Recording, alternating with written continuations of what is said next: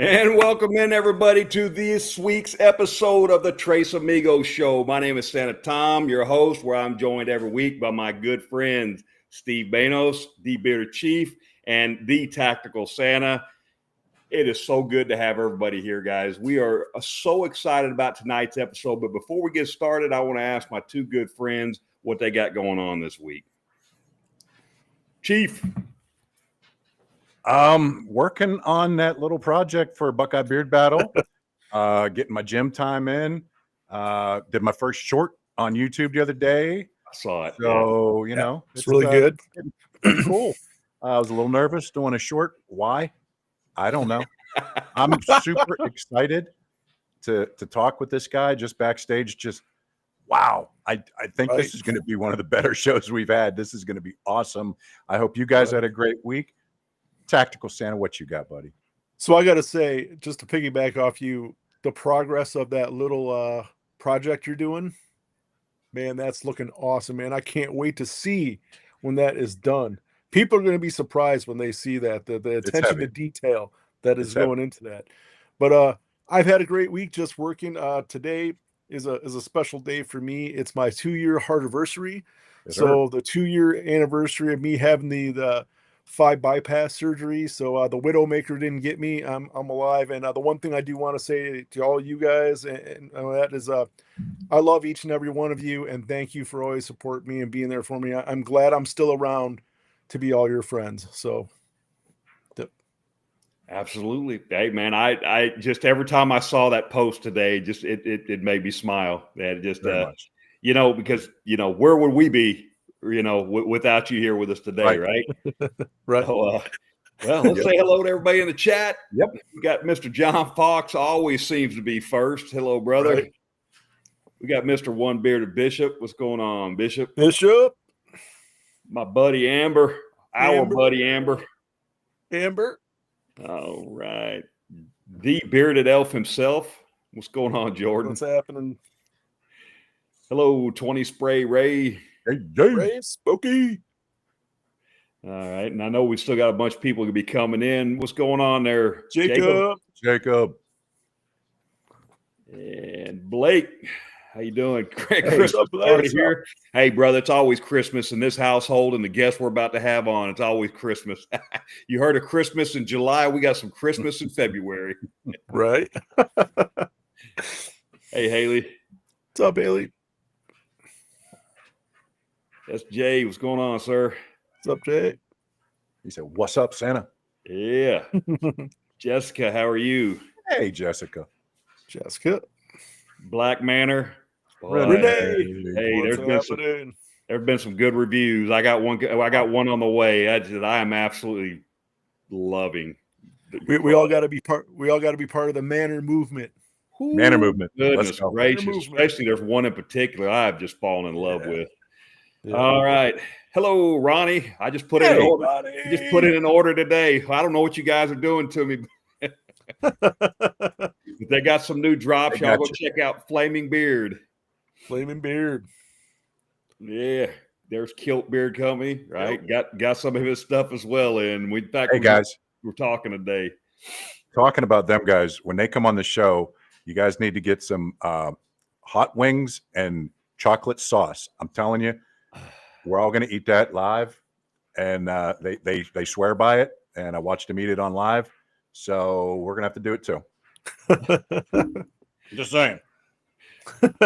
Alice, Good to have you here, brother. Hey, Hello. man, it's I think you're going to enjoy this show. And if Lincoln, you're watching back show, this is one of our Santa brothers right here. So looking forward to getting his thoughts on some stuff. And I think we're caught up. I know we still have people coming in. It looks like we have about 19 right now, but we'll have more joining. But guys, I don't know what to say. I look forward to all of our lives, but guys, I'm really excited about this one. And why, you may ask? Because we have a special guest today. We've been putting it out there. He is just an all-around. He does it all. He is an auctioneer. He has a realtor, a chef, a professional international Santa, a speaker, a motivational speaker. He does it all, guys. So please help me welcome Santa Lincoln Crum to the show. What's going on? What's happening, Santa? Hey, everybody. I'm so excited to be here. How you doing? Let me get you in the right. Good. Keep going. Let me get you in the right place. There we go. There we go. Oh, shit. Yeah, I'm really good. I thank you for having me on. Thanks for the intro. I want to tell you, I no longer have to be a realtor or auctioneer anymore.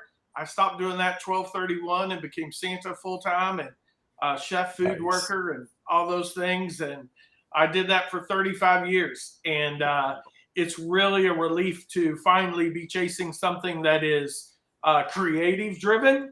Yeah. And present moment driven, because in the real estate and the state auction business, you're dealing with everything in the past that nobody wanted to deal with, and everything what's going to happen in the future, and nobody knows what's going to happen. And it just was time for me to do something that was on the present, and that's what happened when I became Santa Claus.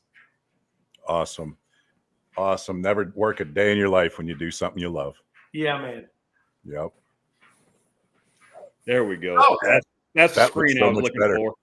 Yeah, there we go. Well, I was telling you guys, I have a live-work building in Charlestown, Indiana. It's a 150-year-old building. And so sometimes the internet works okay downstairs and sometimes it doesn't. That's where I have my Santa studio. And it decided this evening, random on Thursday the 6th, when I have a podcast to do, that it's not going to work correctly. So I moved upstairs and I'm in my kitchen, which is one of my favorite places in the building. And I'm always at home here, and I brought some things to share and all kinds of good stuff to talk about. So thanks again for having me. Well, Lincoln, I can contest to having internet issues and wind chime issues.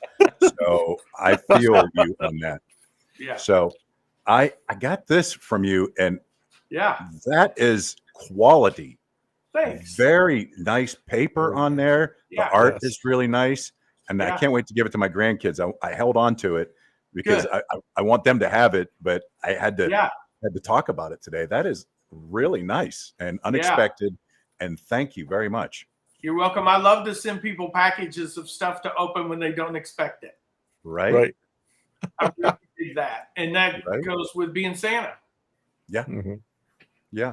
So before we start getting into the meat and potatoes, we just want you to relax and sit back and think about some questions that are completely off the cuff, this or that. It's just this or that.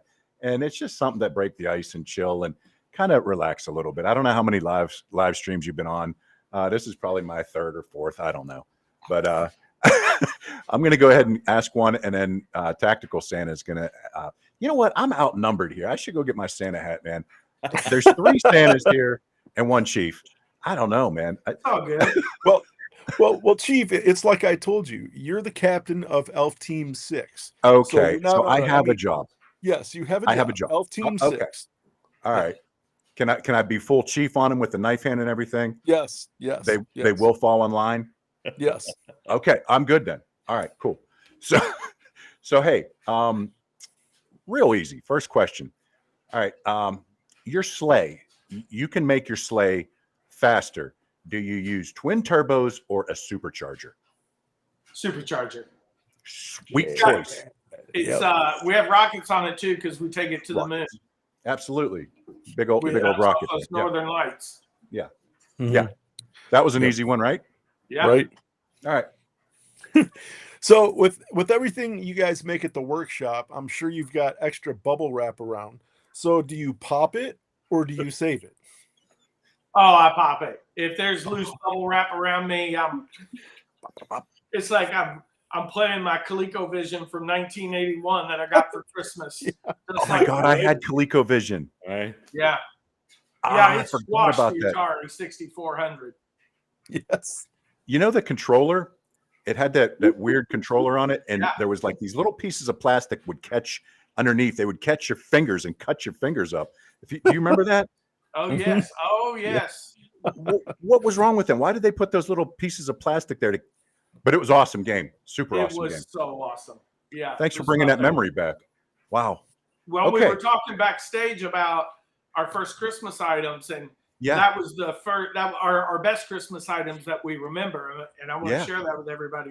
Mine was a ColecoVision in 1981, 81, whenever Right. it was, because my dad was the Santa Claus at the local mall because he was in the real estate business in 1980 when interest rates were 20%. Yes. And he was a new realtor. So he was also a Santa at the Green Tree Mall. And he used his Santa money and bought us that ColecoVision because we would not have got it otherwise. Right. Wow. And That's awesome. a whole lot of layers for me. Wow. Well, we'll Yeah. talk later about our first Yeah, I want you all to share. They're good stories. big Yeah. memory gift. Okay. It's the night before the big night. Okay. And you have one of two choices to eat. Is it going to be pizza with pineapple or liver and onions? Oh, liver and onions, I need the protein and I need the All gas, right. the fiber. Right. Yeah. I love it. A lot of people don't like the pineapple on the pizza, and they say you're a savage if you put Yeah, the pineapple on the carbs pizza. and the pizza dough slow you down. Santa's a beast on Christmas Eve. I was want thinking liver you- and onions. I don't like them. I don't want to eat liver, but Right. I know that's going to get me to New Zealand Fuel. and Australia and Hong Kong and, all over Europe and then back here and back to the Yeah. North Pole. Better That than was a- pizza. Super choice. Yeah. Yes. So does Santa mix or match his socks?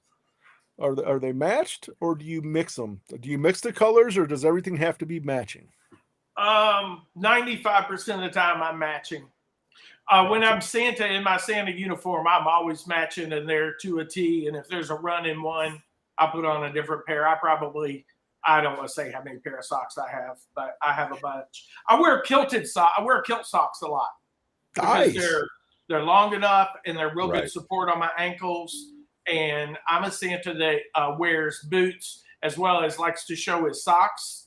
So I don't all the time tuck my pants into my boots. So I like to wear socks, and that's a way to add flair to my outfit. Yeah. Very cool. Heck Very, yeah. very cool. Mhm. Okay.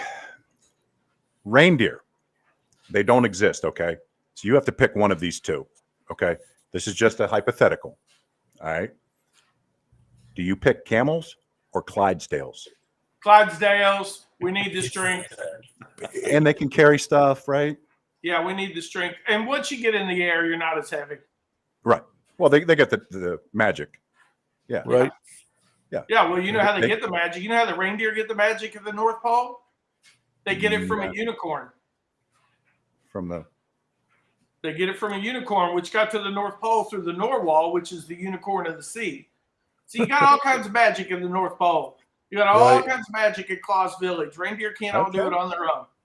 And I Right. tell you that Okay. story because I've written a story about it because the number one thing that little girls aged 5 to 8 love the most are unicorns right. and Taylor Swift. But they really love that 5 to 8-year-old really loves a unicorn. And so, Right. My granddaughter, big time. yeah, they're nuts about Yeah. I don't get it, but yeah. So it. You so would Chief, if you were a 7-year-old little girl, I guarantee right. you. So Or if you're a boy, you get monster trucks or Oh yeah, stompers. dinosaurs. So we've written a story called about Santasaurus, about a Santa dinosaur. And nice. it's just about the stuff that the littles are interested in. There are a lot of Santa authors talking about my book. There are a lot of Santa authors out there about they write about their own personal experiences, which is awesome. I love that. But I decided to write a series of books under the Oh No Santa series about all the things that little kids ask me for Christmas, so they're identifiable when they're reading the books at home at night. Right. They're identifiable with what they want. I just went to a Monster Jam Monster Truck show in DC a couple weeks ago with my grandsons, and I got all kinds of wonderful creative juices flowing there. Seeing all the kids, everybody. It's just, I'm a huge Monster Truck fan. They're big time. Right. They're just they are a connector for little kids, boys and girls. And the more I can know about them and be intrigued about them, only makes it easier when they come up to me and they want to tell me that makes them comfortable talking about monster trucks. Who's your favorite monster truck? Franken Christmas. It's my next story that I'm going to get published about a monster truck that Santa builds at the North Pole. and I like them all. I really love the Megalodon one. I like the ones that my little grandsons like. You know, and it's so interesting. The drivers, a lot of them are young drivers. They're young athletes. Some of the old dudes are still, but the Gravedigger driver, she's like third generation, and they're young people. They're athletes. That's serious work. Oh, yeah. And I just dig it.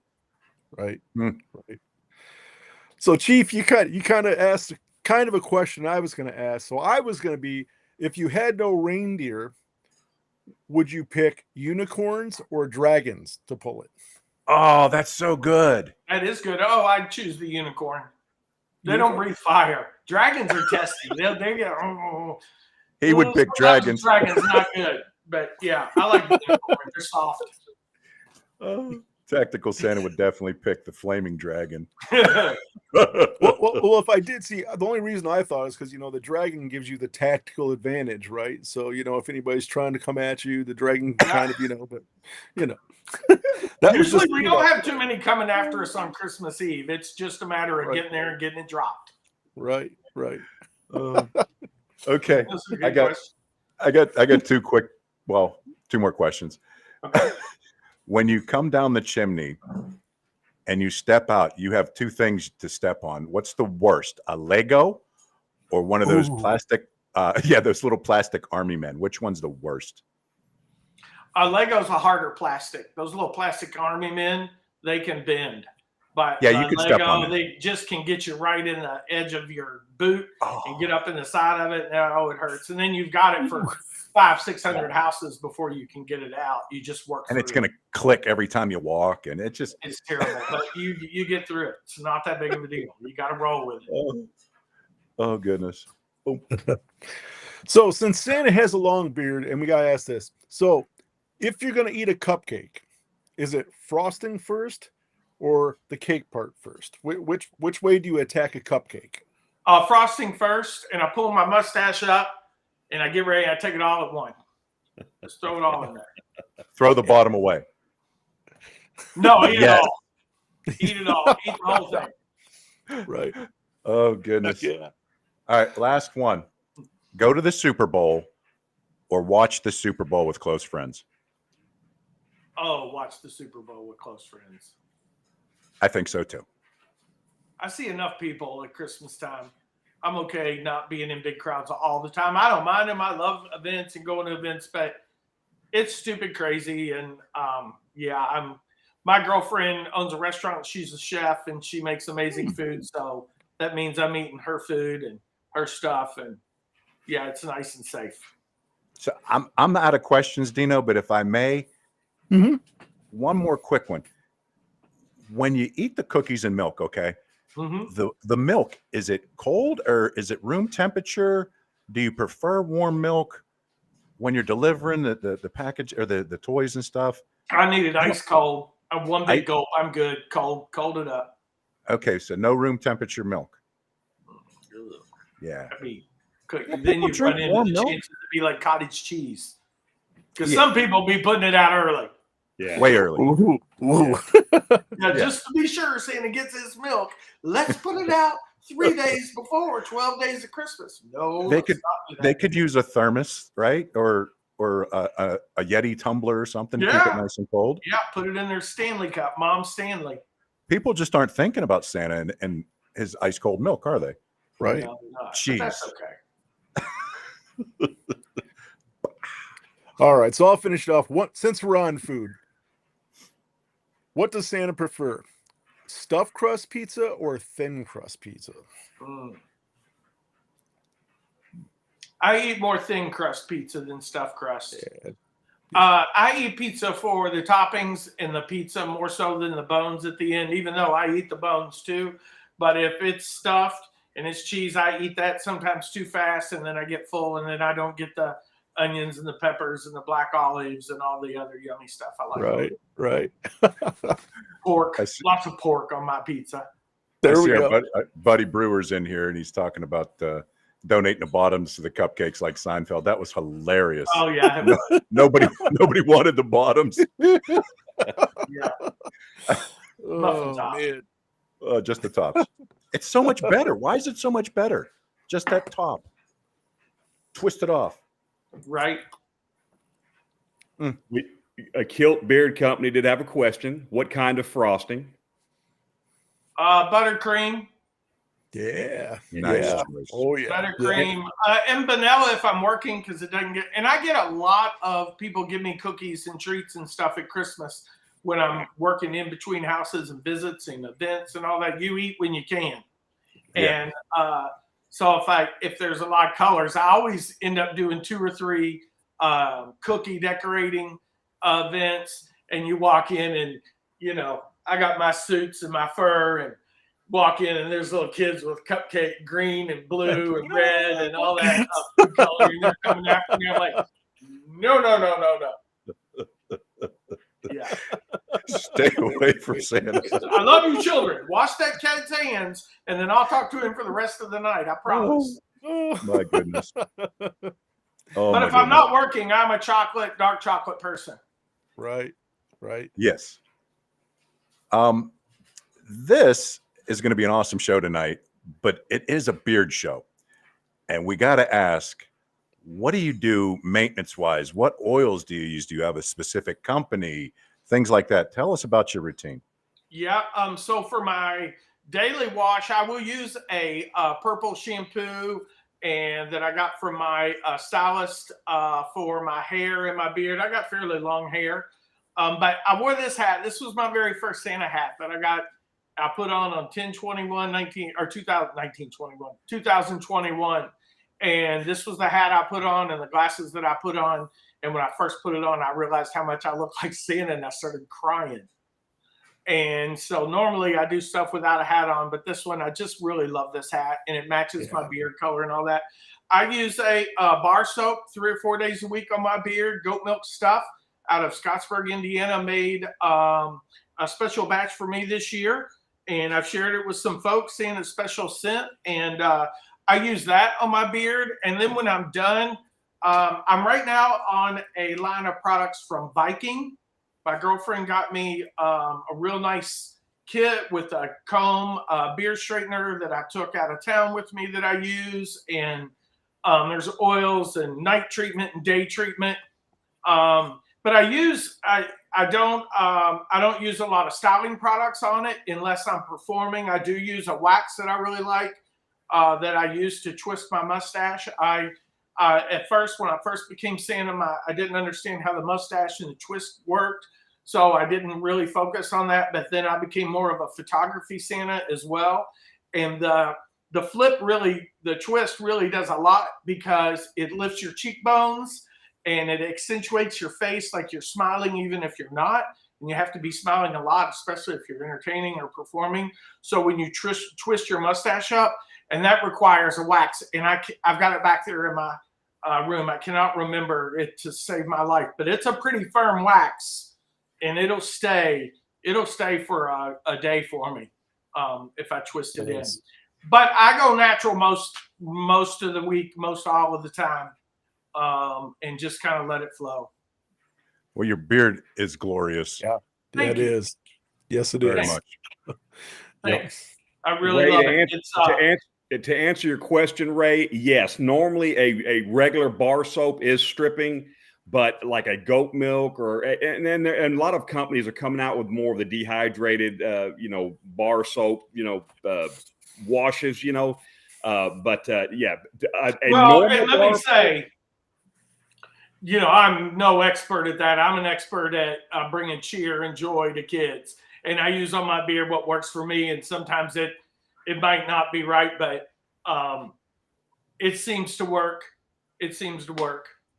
Yeah. If you follow Jumpmaster, he's got the Yeah. stats. Oh yeah, I love it. Yeah. It does He's take work. It just does YouTube, take time. Instagram. Yeah, YouTube, Yeah. Instagram. Very good. Very knowledgeable. Check him out. Beautiful mustache. Yeah. Yep.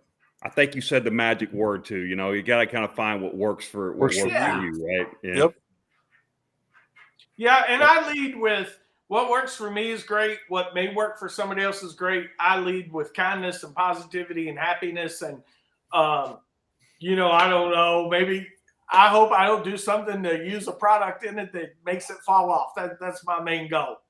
But as long as it photographs well and it feels good, it's got a nice soft feel to it.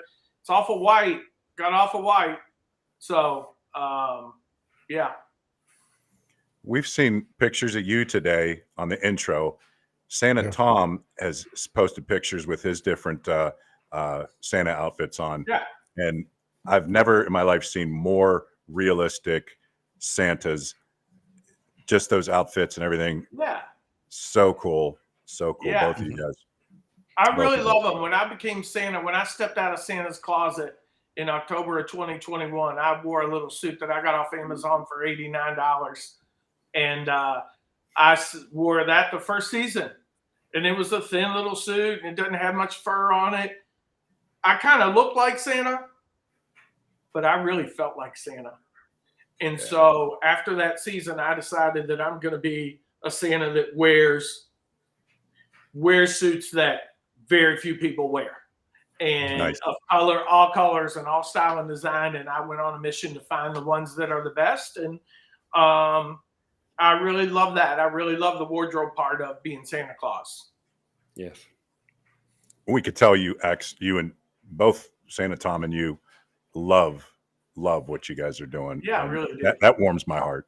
Yeah. That's good stuff. Mm-hmm. I got a quick more of a comment / question. Okay. Now I don't say this ever to kids, but if I ever have adults, let's just say I'm out during the day, not at work, just out, and somebody asks me, why, how would you describe being a Santa, or what makes you want to be a Santa? And I always use a quote. And correct me if I'm wrong on this, but I've always used it because it's one of the first things that popped in my head. And that is that line from Smokey and the Bandit when Sally Fields asked Burt Reynolds, "What do you do?" And he says, "I show off." And for me, that's basically, even though we're doing it out of love, and we're not doing it out of, that prideful, it's something that we love to do, but that's basically what we're doing is we're going out there. And once you put that suit on, I kind of put it more as you're like a superhero. You're putting on that, and you just become a different person. Yeah, the universal language, the world language of Santa is nonverbal, and it's based on smiles and cheers and the energy. Show off.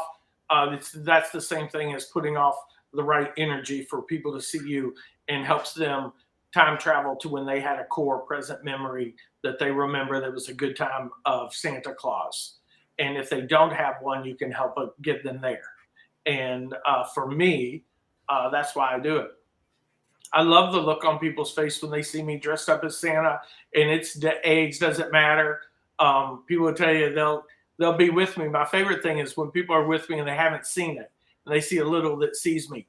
And I can turn my Santa energy on or off, whether I've got a suit on or not. If I'm wearing my "Oh no, Santa's going to the moon" shirt and no hat and just these glasses and this ring, I can turn it on, and every little kid that comes, makes eye contact with me, stops and goes. And they'll squeeze their parents' hand or they'll do whatever. And so it's always fun for people to be with me to see that. And before I became Santa, that happened to me in the grocery store a lot. I had a much shorter beard, but I didn't know it. I just had my Santa antenna on. I just didn't know it. Now I know it. Now I know how to turn it on and off. If I've got to get somewhere, but it is a real thing. It is as much as what we feel as it is in the way we look. Right. Man, Wonderful. Yeah, that's awesome. Absolutely wonderful. Yeah.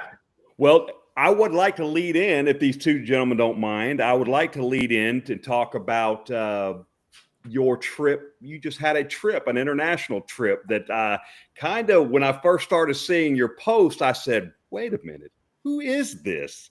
You know, and it was just something so different. And what I said before the show was, what kind of drew me to Santa Lincoln for everybody out there is I like different, right? And I mean that in the most enduring, sincere way. I like different. I don't want to be the same as everybody else, because now we all know that Santa is Santa, right?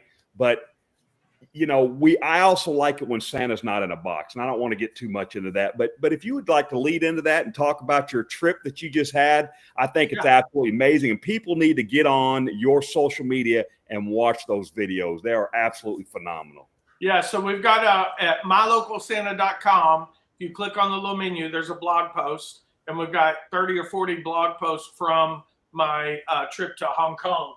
I saw a couple of the questions while you were talking. I was going to answer them real quick. This is the business card that I use, and I have about 10 different poses of me, but they all have a QR code on the back. But I use these, and when I give these out, I'm responding to Kilt Beard Company. I tell the littles, I go, listen, if you keep this on your refrigerator all year long, it keeps you on the nice list. And I've had 3 years of these, and I've got people send me a picture of 3-4 years of them lined up on their refrigerator. Little kids go talk to them. And I did that because when I was 18 years old and I got in business with my dad said, Lincoln, the most important place to be in somebody's house is on their refrigerator. And he said, get a product that's on their refrigerator. And I spent 30 plus years never figuring that out until I became Santa. And I give those cards. I've given 10,000 of those cards out in 3 years, locally, mostly locally. And they are all over people's fridges. And that I'm their Santa. I'm not known as Santa Lincoln. I'm not known as Lincoln Crum. I'm not known as anything. I'm that Santa for them. And when you become Santa, you have to take the ego out of it. And not at the end of the day when you're on the picture on their wall. That's not the family and Santa Lincoln. That's the family and Santa. And I've led with that since I became Santa. And so I was on my sofa last summer trying to get the rest of my Santa season lined out. And I saw a post on Facebook needing a Santa to go overseas and if I was interested. And I'm like, well, yeah. And so I replied to him and he said, it's a trip to Hong Kong. And we're working at a project site there. I can't say the exact project site, but we were at a project site and we were there for a week and we were there entertaining travelers. And I was on the side inside security and he was on the side outside security. And we tagged up and he did 3 or 4 performances a day and I did 4 performances a day. I did 4 marches with a 9-piece marching band and we come out, they play and I dance and march. I don't have any formal dance or march training other than I was a cheerleader in high school almost 40 years ago, back in the 1900s. And so I would lead them. We'd walk to our stopping point. I'd say, everyone, welcome to, my name is Santa Claus. Merry Christmas, enjoy the show. And then the band would play 3 songs, and there were 3 songs were over. We'd take pictures with 50 to 70 people at a time, and then we'd march and go to the next spot. I did that 4 times a day, 25,000 steps a day. It kicked my you-know-what. And I had just come off of a Santa season of 91 visits, 5 different photographers. We did a Santa brunch, a Santa dinner. I did a light-up parade, lots of photography stuff, lots of pop-in visits, lots of drop-by elf deliveries. Did a lot of those, elf on a shelf deliveries. We're going to do a lot of those this year. And so I went and was prepared. I took a suit with me. This is a really cool thing. So the couple months before, the guy that I went with, another Santa, he's like, if you send them your measurements, they'll make you a suit there too that you can get. And so I'm like, are you serious? So I sent him my measurements. And so when I got there, we got and measured it up and tried it on. And they made me this beautiful, absolutely gorgeous coat that's green. I wear green a lot with this kind of dark fur. And it was there waiting for me when I got there. And so I had to get another piece of luggage, which proved to be a little challenging on the way home. But I wore my standard red. We wear what you call royal robe suit. It's kind of influenced more by a Father Christmas, a royal robe Santa, than a Coca-Cola suit, the iconic American Coca-Cola Santa look and feel. Even though I look a lot like that, that's the look that I go for in the face and the beard. But these long suits and with the pronounced fur creates another sense of magic for people when they experience you as Santa Claus. And there's always pockets in them so you can carry things, have things. And so I wore a royal robe suit with a vest and a belt, and I marched and danced and did it for 7 days and toured downtown Hong Kong at night. And the other Santa I went with was a wonderful mentor and was a whole lot of help. And I was able to perform on the international stage, which, as far as I know, there were 3 of us that went from the States to Hong Kong this year, to China to perform. So there's probably a dozen or so or less that do it on that platform. And 3.5 years ago, when I put my first little Amazon suit on, I said out loud to myself and to everybody around me, all my friends will tell you, I wouldn't shut up. I still don't shut up talking about it, but I would say, my Santa is going to take me all over the world. We're going all over the world with this. And I knew when I went to Hong Kong that became true. And thoughts become things. So make sure you choose the good ones. Yeah. And I believe in manifesting stuff. And I just wanted to see part of the world that I didn't think I would see without being the Santa character. And so Santa took me there, and it was one of the best experiences of my life. I will tell you, it was challenging physically, emotionally. The language wasn't a problem because I had a handler. But it's just a different world, and it's just a different culture. And you are around a lot of different people. And it was really amazing. It was a trip of a lifetime. And I enjoyed it. I loved it. I got homesick. I missed my grandsons. I missed my kid. I missed my girlfriend. I mean, I missed a lot, but it was worth it. How did they receive? How do people in Hong Kong receive Santa Claus? Oh, they love Santa. They love the traditional American-looking Santa. Didn't see very many beards. Not a whole lot of white beards over there, and it's just that cultural icon. And I'm kind of larger than life on the regular. You put my suit on me, and I really explode and wave. I learned how to wave low and wave high and point and do a whole lot for the cameras. I like that. I liked being in front of the camera and giving people what they came to see. And that was a show. And that was a memory that they would text to their friend and say, look who I saw at the airport today. And every time I saw a camera, I knew that there was a chance that would happen, and I wanted to give them something to send. If that makes sense. Absolutely. Yeah. Oh, yeah. Well, we have a couple quick questions here. Alan, who is also a fellow Santa, says, do you have a YouTube channel? I do. We have one that we are doing where I read to littles, not only my books and my stories, but others. And we're still in development stage. That'll launch this spring. We kind of wanted to wait and see what would happen with other platforms.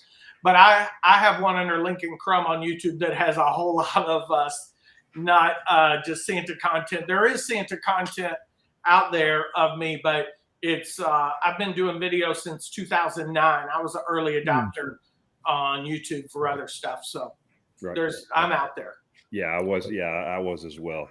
And Ray has a question that I get asked quite a bit, but I'm curious to hear your side of this. He says, how do you deal with a child that says you aren't the real Santa?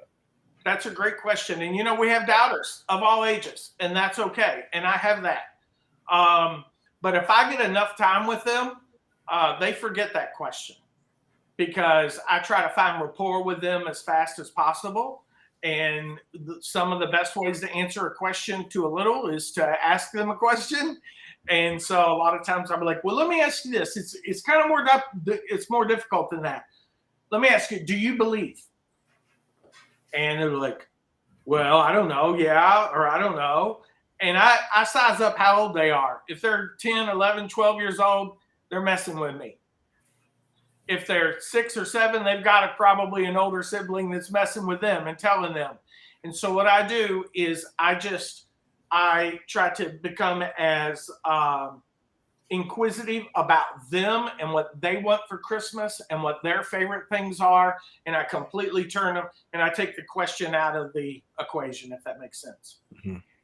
I like it. Great. Yeah. I wordsmith them. Right. Word ninja. Yeah. I've got a question I'll start with Tom, Dino, and then Santa. Have you had a Christmas where you got something and you opened up that maybe possibly changed your life in a good direction? And I'll tell you what mine was first. Actually, you're Santa Claus. 1977. What did you bring me? Oh, what did I bring you? Dirt bike, I think, wasn't it? Absolutely correct. Absolutely correct. And I remember that clearly. I was 7 years old, and I've been on motorcycles since I was 7.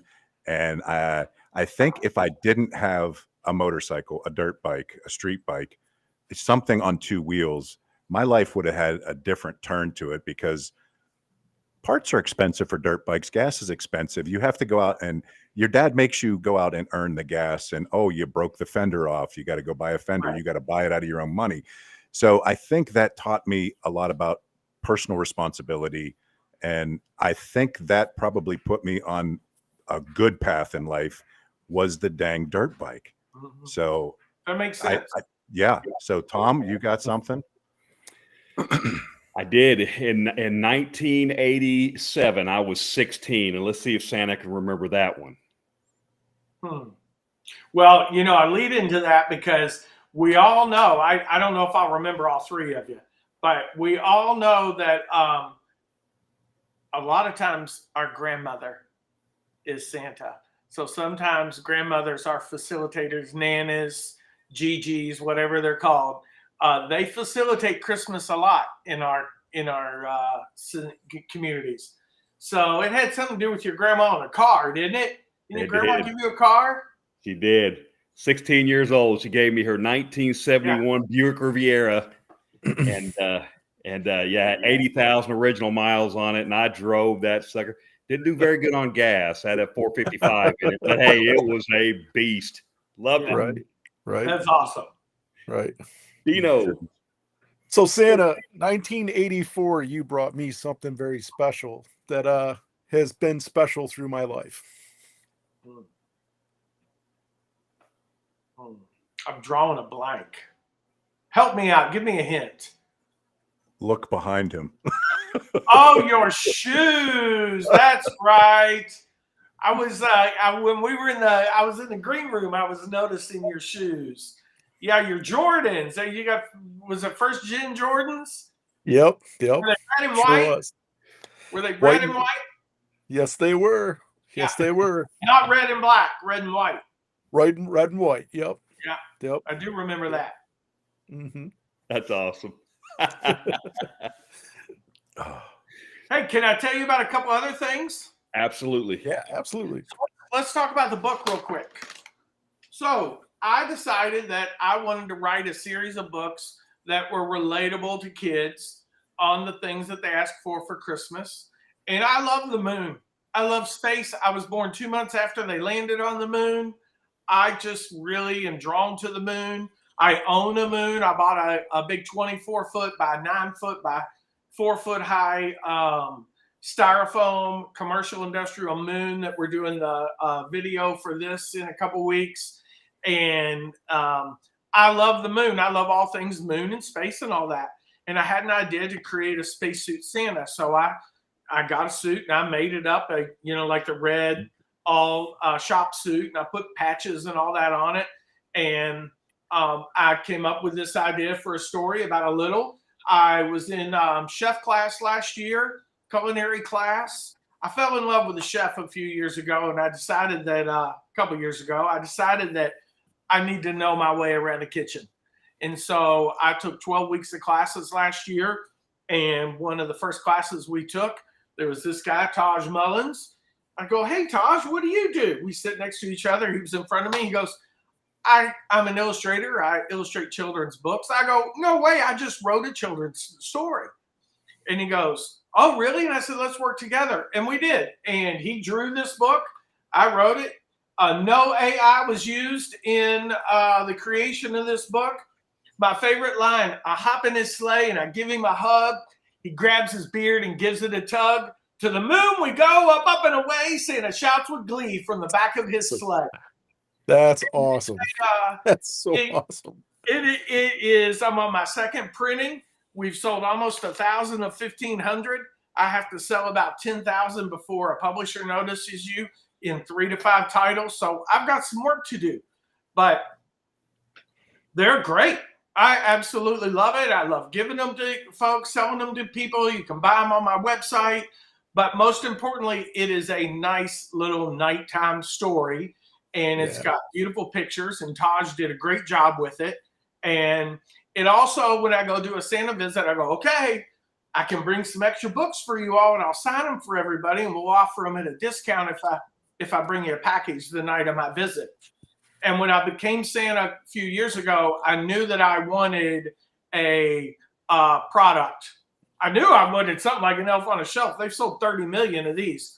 But I want a product that people can associate with that core present memory that I've created creatively, you know. And for this one, it's Santa in a rocket ship.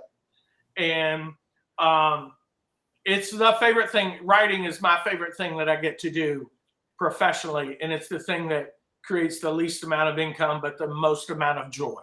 Yes. And I know if I do it enough and I'm constructive enough and work hard enough and do all the enoughs, that it will create that income for me in the series of the books about our monster trucks and our Queen Bee Christmas and a little drone at Christmas up at the North Pole. All those things just come together. You just got to be patient.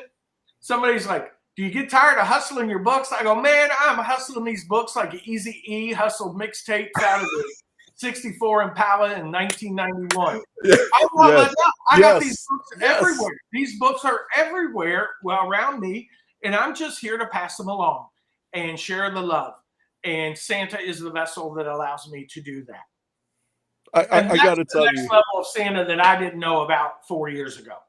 I got to tell you, just seeing Santa use an Eazy-E reference, you just made my year, man. That is the absolute coolest right there, man. That's awesome. Yeah, that was awesome, man. Yep. I think that all of our pop culture stuff is relatable, right? For all of us. And I like being right in the middle of it. Right. And I started it by being on the business card on people's refrigerators. Next, I'll be little magnets and I'll be all kinds of different stuff. But it is all tied to the story, right? It's all tied to, there's all that full circle. So when I'm long gone, that circle still is circling around and my creativity still lives with the world. Right. Right. So I got a question, and it's for you and Santa, Tom. I think it was Renee that just put this, but it is true. When you're around Santas like you and Santa Tom, right? It's almost like it's infectious, right? Like people can't help but be positive around you guys because you guys are both so passionate and so positive. You both are so inspiring that just hanging out with you, I imagine when people hang out with you, they could have a really bad day, come hang out with you guys, and be like, man, my day is just so much better because you're so positive and you're so happy that it probably is so easy for you both to put smiles on people's faces. And that's what people need nowadays is smiles on the faces. Yeah. And that's an awesome thing. Not a lot of people can do that, but you two are right there. I mean, just being able to put smiles on people's faces and infectious. Special power. Right. It's a special power. Right. And you got to hold that. I hold that in the highest regard. because sometimes I get grumpy, right? I was just going to ask you that. Sometimes I have dark days. Yeah, I learned a lot about yin and yang when I was in China and Buddhism and balance in our world. And that kind of leads me into the whole present thing. So I've learned really the hard way that Santa has taught me this, that the most valuable present that we can find isn't found under the tree. It's in the present moment that we have with those that are around us. Right. You know, and those that we love sometimes don't like, you know, but it is really that present moment. And I tell that to people all the time, that it's important for us to instill a good, positive core memory in that present moment if possible. But we also have time where we got to be down. There's a thing called the Santa blues that I didn't know about. But, you know, the whole drunk Santa persona from the 60s and 70s, it's because they had these Santas that they packed in all these huge cities in the malls, and they didn't have any real assistance. And people tell you everything, even if you're an adult when you're Santa. They tell you sad stuff. And so you don't unhear. You can't unhear things, and you got to process it. So those Santas would get out of the mall, they go to a bar, have 752 drinks, you know, however many, and they come stumbling out. And it's because people, the first season I had to go see my therapist, I'm like, bro, I don't know what is going on, but I feel everything. The very first Christmas I had a lady come in for a squeeze. I took pictures with her and her whole family, and I gave her a hug. She said, I need a hug from just Santa. And she gave me a hug, and she said, please pray for me, Santa. And I'm like, oh, I don't know what to do here. And she's like, I just found out that the chemo treatments aren't working, and this is my last Christmas, and you're the only one that knows. Oh, man. I'm like, damn it, lady, don't put this on me. Ricky Bobby, don't do that to me. I can't handle that. I'm not trained for this. But I was trained for this. And I did learn what to say. And I gave her a hug, and I was present with her.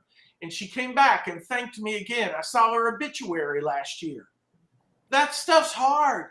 Little kids ask for food.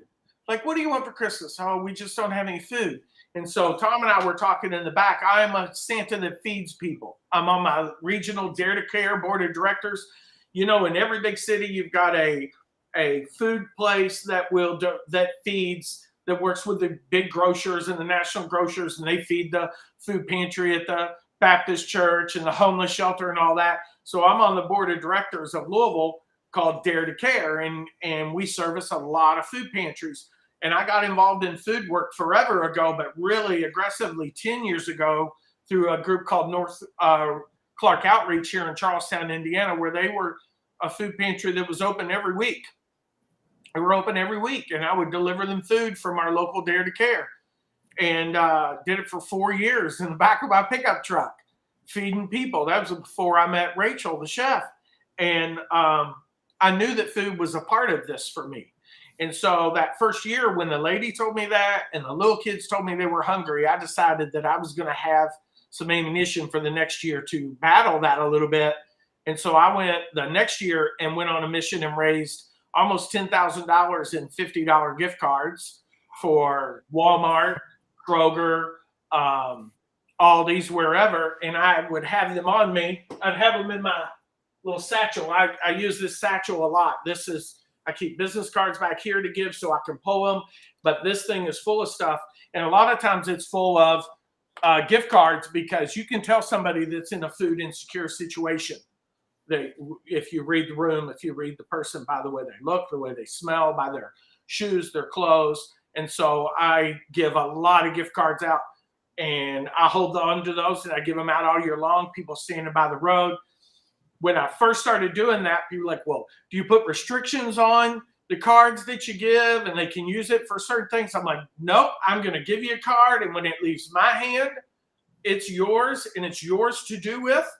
And I'm not going to pass any judgment. If you go buy a 6-pack of beer and a pack of cigarettes and some Fruit Loops for your kids, and everybody in the family is happy, then I did my job in trying to offset the food insecurity deal. And so the best thing that happened with that project was it's now year round. People always give me stuff to facilitate and give. but I had a little girl come up to me. She was 8 or 9. And I'm like, how we doing tonight? She goes, I'm kind of sad, Santa. And I said, why? She goes, my mom's sick, and I just want her to be better at Christmas. I go, oh, I'm sorry, honey. You know, it's tough. And let's take a picture. Is your mom here to take a picture? She said, yeah. So she turned around, and mom was about 15 feet ahead of us, 10 feet ahead of us. Mom had a bandana on. Mom didn't have any hair. Mom's skin tone was yellow. Mom was sick. Mom was really sick. Mom probably wasn't getting better. And I pulled out, when we took our picture and her mom was smiling, I pulled out 2 $50 Meijer gift cards and gave them to the little girl. I said, I want you to take this one and buy food. And I want you to take this one. And I want you to buy your mama something for Christmas. And that's when I realized that is work called Beyond the Chair. And that's the work that we do all year long. And you can put on a Santa suit. You can say you're Santa. You can have the best ho, ho, ho there is. But if you don't have it in your Santa's heart to help people, regardless of their situation, their scenario, their economic background, all the things, then you probably shouldn't be Santa. And so when I figured out that I was that kind of Santa, I decided to take it and run with it as far as I can. And if that means feeding kids in Clark County, Indiana only, or feeding kids all over the world, that's what we're going to do with the Santa heart that I have and that we can implement. And sometimes that is all that they want, but that's sometimes all they get. Some little kids don't get stuff for Christmas.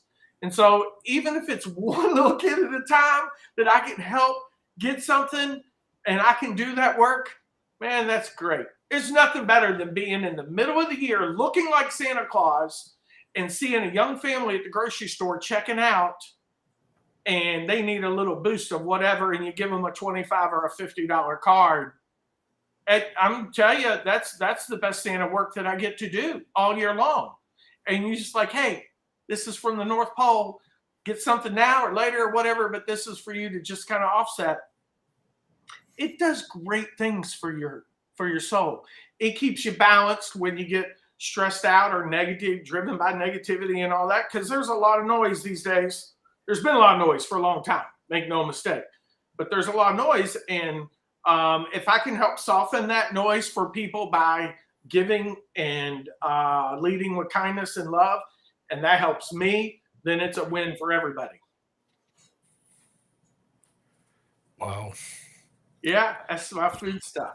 So let me tell you about something else that I do that I'm really passionate about. I do a lot of photo sessions because I love taking photos with littles and getting a shot. I do a lot of work with littles on the spectrum. Sometimes a little kid that is autistic can't go to the mall or Bass Pro and have a experience, or their parents can't have a good experience because of all kinds of reasons. Right. And so I have a Santa studio where they can come in and it's not pressed on time, and we share all kinds of fun stuff. And I learned how to be a nonverbal Santa with kids that are on the spectrum. But one of the first things I did when I became Santa, these are still wrinkled from my trip to China. But when I first became Santa, I saw these at a Santa con and I got them because they were different. Most Santas, 90% of Santas wear red. I wear all kinds of colors. I wear green. I've got a blue suit. I love all that. And so I started wearing these green gloves. And when I first started doing it, I realized people notice them. They mention, you're the green glove Santa. And I'm like, yes. But you know what else it does for me? You always see my hands in a photo. When I'm in a photo with a family or with littles, kids, grandparents, somebody's, spouse, and I've got my hands on them, right? If I don't have gloves on, that's skin to skin with somebody I don't know, and it's just a little uncomfortable for me. And so if I always have my gloves on, for the most part, you'll always see my hands. So, everybody's safe, because sometimes that happens. People do Santa for the wrong reasons, or coach or church or whatever, but you always see my gloves. But it's also, there's a whole story that I've written and built about the green glove Santas and how they're different. And to me, I'm kind of living that in real time. And I love the fact that people know that they are my green gloves and I'm a green glove Santa, and they don't know that it's also to protect everybody. And you don't need to know both sides of it. But for me, from a business standpoint, I cover the marketing and the liability with one check mark. And little kids are drawn to them. They like it. It's just kind of a magical thing for them to see something different in a green glove. And they stand out and they look like superhero gloves. And as Santa, we kind of, like Tom said, we kind of are superheroes. We're the superhero of cheer. Right. Your boots, are they custom made? Are they comfortable to wear? Because you're wearing them all day long and they're big. Are they comfortable? Are they not? I won't wear uncomfortable anything anymore. Right. I did early on. I wore galoshes that I got at Rural King. And they're just the jankiest little Santa boots you've ever seen. But boy, I felt like Santa. And but no, I have about 6 pair of boots that I wear. When I went to China, I wore a pair of high zipper red ones with a gold buckle on the front of them, and they are really cool. And I can put fur around them as a topper. But I also wear a pair of green Doc Martens and a pair of blood red Doc Marten. I got those at the Mall of America. I have a niece that lives up there, and I wanted green gloves that matched my black or my green boots. And because again, when do you see somebody, and they are the best shoes for performing, for dancing, for marching, for running, for whatever, getting up and down on the floor with littles. And I do that a lot. Sometimes you got to get to their level. And if I would have big clanky costume boots that look like Mickey Mouse's foot, which is fine. I love those. I don't own any. I would, but I'm a real active Santa, so those kind of prohibit that. But my Doc Martens, man, I can get up and down like crazy. And if something gets real, that's so cool. Quick, I'm out. I'm out. The first time I saw you was in the video where you were in Hong Kong, and I saw you in those Doc Martens and the socks, and I thought that is different, but it is so cool looking that I just that is so thinking outside the box, because you just don't see really Santas doing that kind of stuff, So I just thought that was really neat. Now let me ask you, I spent a lot of time looking at what Santas have on and what they wear, and going a little bit opposite from them. I love it. Right. You notice the shiny penny. Yeah. Right. The red boots. Did you happen to get those from Ottoman or no? No, I got them on a Santa Shop's website. Luckily, they were my size. They were not expensive. I wear orthotic insoles in my boots to keep my feet moving in the direction of where they need to be. And the red ones, they fit just perfect. So I wore those in China a lot. I really like those red boots a lot. Mm-hmm. They can get expensive, but if you can get the right pair of Santa boots for $100, $150, they can last you and work for you. My Doc Martens were, I think, $140, $150. Some of the favorite ones I wear, I've got some very expensive, custom made boots, but some of my favorite ones was, an $80, $90 pair of Ride Techs, I absolutely love them. Comfortable, look great when they're polished up. Love them. Mm-hmm. What else do we have? I just got to tell you how inspiring you are. So let's say you have somebody who comes up to you and says, all right, I think I've got the beard. I can grow the beard. What's my first step if I want to become a Santa? What's the first step? How do you guide them? What are the steps to becoming a Santa? So I asked them what they want to do with it. Are you brand new? So I just had a friend at a dinner that we do every month at our restaurant. And this was his first year as Santa. He's a big guy. He's a great, great guy. And he got a suit from like Planet Hollywood or whatever. And it's the typical Santa suit. And he wore it to a Christmas party event for kids that are up for adoption in a foster home community. And he goes, man, I didn't know how hard that was going to be. I go, brother, you chose the hardest Santa gig to get to do. Right. To feel your way through, you pick the hardest one to start with. Good for you. I applaud you. Now, go get some training so you can learn what to say to little kids when they ask you if you are the real Santa Claus, or they ask you what their name is, or they ask you what their elf's name is. And they ask you all kinds of things. Mom and Dad got a divorce this year. Which house are you coming to? My grandpa passed away. That's all I want for Christmas. All those things that you can learn in other training. So there's a Santa School in Michigan, Charles Howard School. I was part of the 85th graduating class. It's the oldest school in the country. I give a shout out to my buddy Santa True out of Southern California. He and his girl Kat, wife, they run a Christmas performers workshop, and they go into different cities all across the country for a weekend. And I went to see him in Vermont last year. I flew to Burlington, Vermont for training to go to his class on storytelling and performing.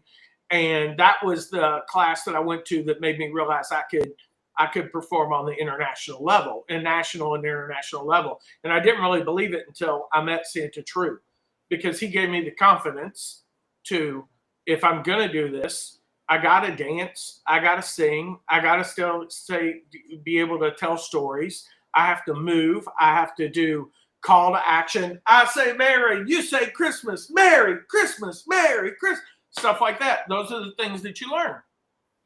And then you get a suit that's $500 or less. And if you have any littles in your world, grandkids, nieces, nephews, put it on and wear it around them. And don't let them know that you're so-and-so. You can be as vague as you want to be, but see what it feels like to be around littles with a Santa suit on before you spend a ton of money and a ton of time doing it. Because that's why I bought that first suit. I just wanted to make sure that it felt okay for me to be Santa, because I didn't know. This one of the first questions came up to me. A little kid says, "Is it true that Santa can?" And I had this little suit on. It was about the second time I ever wore it out in public. I was scared to death. And he said, "Is it true that Santa speaks all the languages in the world?" I said, "Yep." And he said, "Then speak Russian right now." And this, I hadn't been to Santa school. I didn't know what I was saying. My dad was a Santa. So, I kind of figured out I was a child Santa. I dressed up as Santa as a little kid.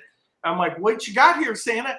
And I told him, I said, "Well, if we were in St. Petersburg, I would speak Russian to you. But we're in Charlestown, Indiana, so I'm going to speak Charlestonian, Indiana English. Does that work for you?" He said, "Works for me, Santa." Took off and was gone. I love it. And wow. The Santa community wants you to think that you're going to get all these really difficult questions. And what about this? The key is not to be in the same place for too long.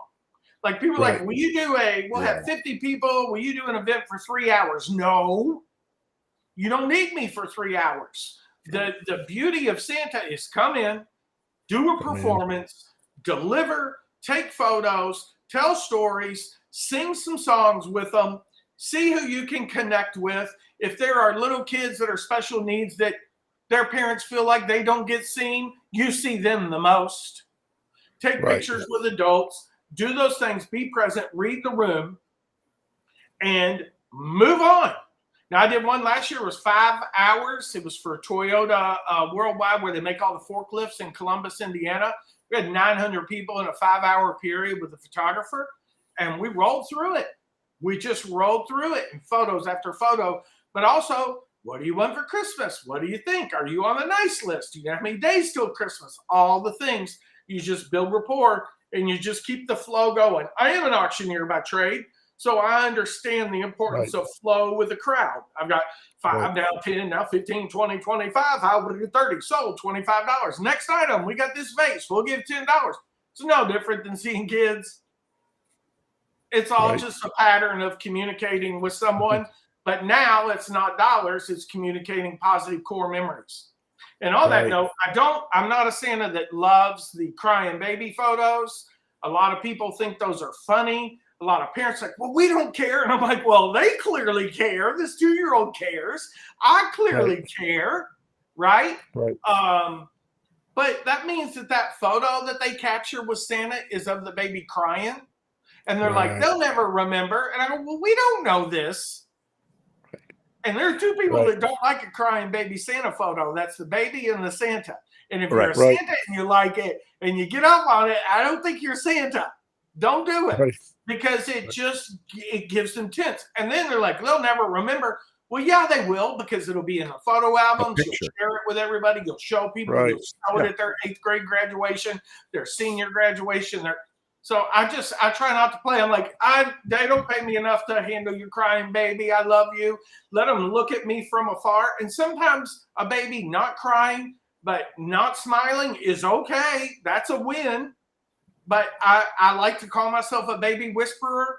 Like when I'm holding kids, or if I was in a big group photo with you guys, I'd be in your breathing pattern in 2 seconds or less. I'd know how you're breathing. Just like the little babies, if I'm holding a little kid, I'm in their breathing pattern immediately. And it's all those things to build that physical connection along with the energy of the excitement of you being Santa, all wrapped into one in about 25 seconds. Right. So it wears you out after 3 or 4 hours. There's Right. real come down time that is hard sometimes. It's not easy. You think about things a lot, and you feel all the energy. If you're an empath like me, I feel all of it, and I want it to be good. I want it to be positive. I don't want them to have a negative experience. So, Right. the Santa doesn't do a lot of crying baby photos. Yep. Ray Smokey had a question. Go ahead, Santa. Got right here. Got a question. It says, Ray's asking, do you need a white beard to be a Santa? No, you don't even need a beard. There are designer beard Santas that I'm friends with, the designer beard Santas that their beards look as good as mine. What you need is a Santa heart to be Santa first. And that is if you're out helping people and you give and you're kind and you get excited about seeing little kids get excited about Christmas.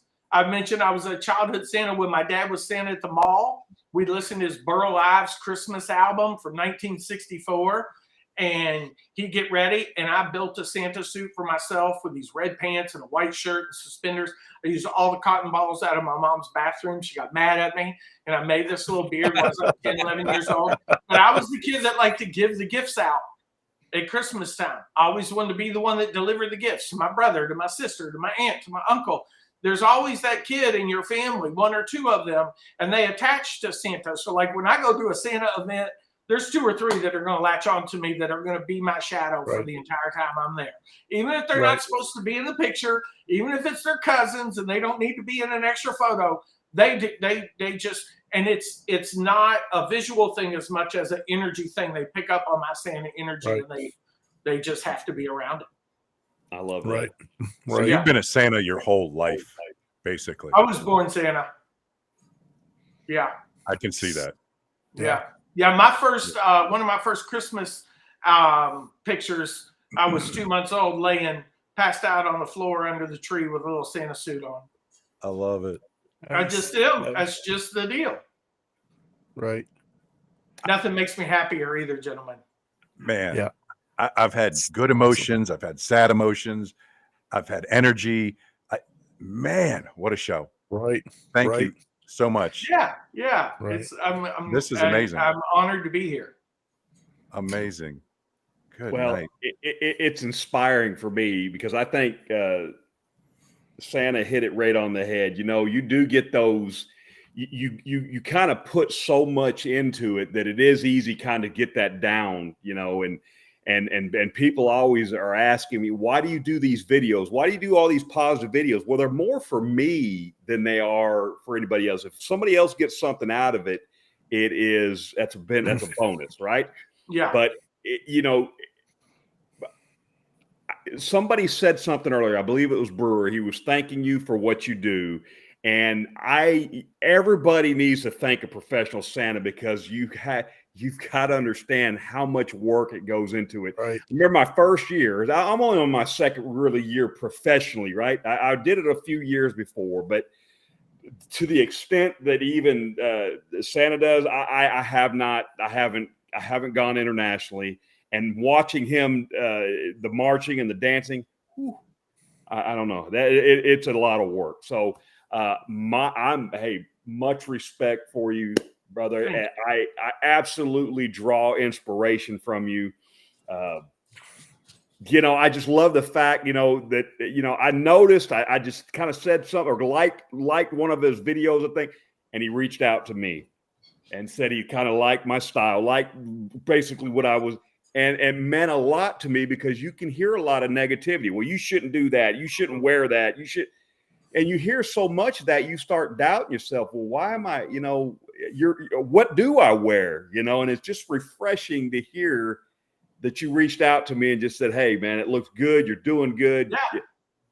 Appreciate that. Yeah, I believe in praising of people, and if you see somebody and they're trying something and they're trying hard, give them some love. And,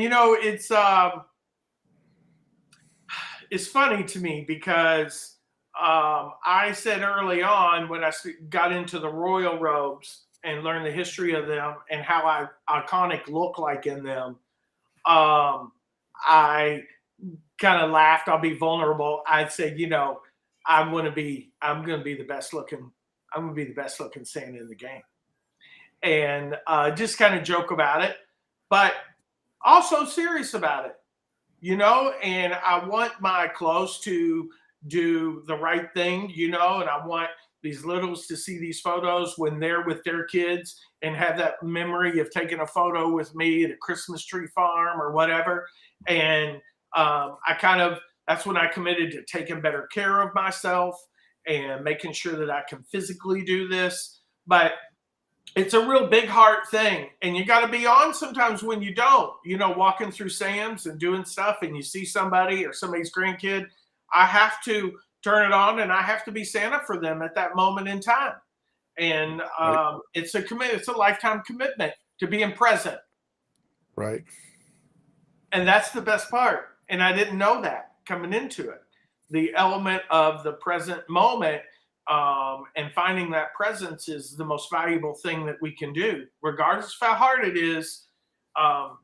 It's just something that's really super important. And that's why it makes it easier to help with food stuff, read to little school or little kids. I stretch, we grow. I tell Rachel all the time, we grow the most when we are uncomfortable. And when I came back from China, I decided that I'm gonna put out an album. I'm gonna put out a Christmas album this year of Christmas songs. Some Burl Ives, Mitch Miller, Must Be Santa. There's 6 songs that I'm gonna do. I'm in vocal lessons now. I've never sang, but it's another thing that I can put in my little Santa sack and share with people. And I like being with big groups of people and singing with them. And you don't have to be a great singer. You don't have to be John Denver. You're okay.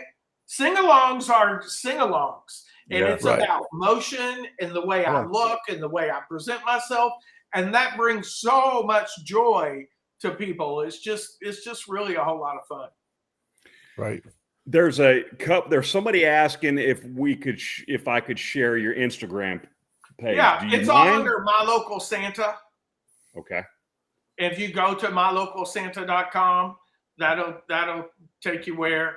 I've got 2. I've got a personal one and then I've got a Santa one as well. But I came up with the brand of My Local Santa for a reason, because I didn't want to be Santa Lincoln. I wanted it to be a resource for people if they needed a Santa presence wherever. Locally, that's who you need to look towards. And then if I figured out somehow to scale what I do and be in 20, 30 spots all over the country under the My Local Santa brand, it's easier than Santa Lincoln. And so everything we do is under My Local Santa. I love it. John, my God, Denver. That's awesome. Right. So you got my John Denver post or reference. Yeah. Yeah, you all are awesome. I get to see the quote or the comments on the side, and they make they humble me. I get to share this story, and I've started doing some speaking and want to do more speaking and talking to groups and organizations about how you can keep the present moment of Christmas alive all year long in your organization and in your world and in your family. And platforms like yours help me do that. And I greatly appreciate it. I really, really do. I love what you guys are doing every week. Well, we do too. We enjoy we're very humbled to have you with us. And we're going to start wrapping it up, because we usually wrap it up because there's a show that comes on after us. It's the Bearded Respect. We have much respect for these guys, our 3 guys. Yeah, totally. and we love them. But I want to end with this, okay? One of my, and I don't want to steal nothing, but I just want to lay the foundation here. But one of my favorite events is home visits, but in particular, catch Santa sleeping. That's one of my favorite. And the reason why is, like you said earlier, is the joy when they walk in and you can hear them whispering, is that right? Is he sleeping? And then you get to wake up and see that. Yeah, that's fun. What is your favorite type of event? I mean, I know there probably are many, but what is your favorite type of event? And is there one in particular memory from that type of event that you could share with us in closing? Yeah. Formal photo sessions with a professional photographer in a studio where we've got anywhere from 2 to 4 hours of photo shoots. And this is a classic question, a great question, because there's photos of me with this little on all my socials. But I did an event with a photographer for 4 hours. And the last one was a special needs little kid. He was nonverbal. He was on the spectrum. He was 6 years old. And they're like, we know we won't get a picture of you and him together, or him sitting on your knee or on the couch. We know we won't do that. But if we can just get a picture of you and him somehow in the frame, that would be wonderful. But we may not. And he had some, physical stuff where he would hit himself. And he was dressed so nice, and he was with his auntie and his grandmother, and they were raising him, and they were older. And when they came up the steps, we were at a second floor studio. I was tired. I'd already done a 4-hour event before this one, had an hour break, and then I did 4 hours at this photo event, and he was my last one. And then I had to drive 85 miles for another 2-hour event. I stack it in at Christmas.